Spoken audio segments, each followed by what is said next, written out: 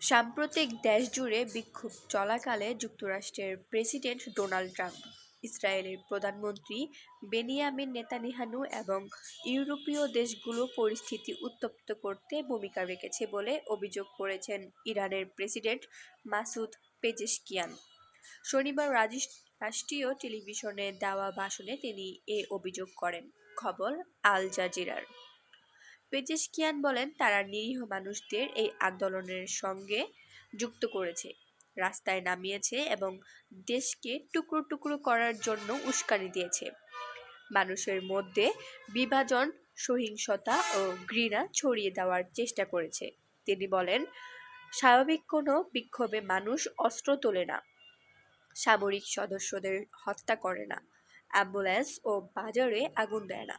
প্রকৃত প্রতিবাদ হলে আমরা প্রতিবাদকারীদের সঙ্গে বসে কথা বলতাম, তাদের দাবি শুনতাম এবং সমাধান করতাম। আমরা এখনো শুনতে প্রস্তুত। পেজেশকিয়ান বলেন, এই আন্দোলন কেবল সামাজিক প্রতিবাদ ছিল না, বিদেশি শক্তিগুলো আমাদের সমস্যাকে কাজে লাগিয়েছে, আমাদের উস্কানি দিয়েছে এবং সমাজকে বিভক্ত করার চেষ্টা করেছে।